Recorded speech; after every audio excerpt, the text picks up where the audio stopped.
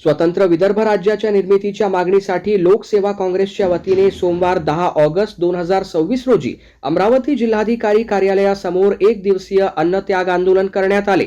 लोकसेवा काँग्रेसच्या पदाधिकाऱ्यांनी जिल्हाधिकाऱ्यांना निवेदन देऊन आपल्या मागण्या मान्य करण्याची मागणी केली। निवेदनात विदर्भ राज्याचा प्रश्न अनेक वर्षांपासून प्रलंबित असल्याचे नमूद करण्यात आले आहे। विदर्भातील शेतकरी, बेरोजगारी, आरोग्य सुविधा, स्थानिक तसेच कृषी उत्पादनाला बाजारपेठ यांसारख्या विविध प्रश्नांकडे शासनाचे लक्ष वेधण्यासाठी स्वतंत्र विदर्भ राज्याची निर्मिती आवश्यक असल्याचा दावा संघटनेने केला आहे। स्वतंत्र विदर्भ राज्य झाल्यास विदर्भातील उपलब्ध संसाधनांचा योग्य वापर होऊन स्थानिक पातळीवर रोजगाराच्या संधी वाढतील, शेतकऱ्यांच्या समस्या सोडविण्यास मदत होईल, तसेच आरोग्य व इतर मूलभूत सुविधांचा विकास अधिक प्रभावीपणे करता येईल असे निवेदनात म्हटले आहे। या मागणीसाठी 10 ऑगस्ट रोजी जिल्हाधिकारी कार्यालय अमरावती येथे एक दिवसीय अन्नत्याग आंदोलन करण्यात आले।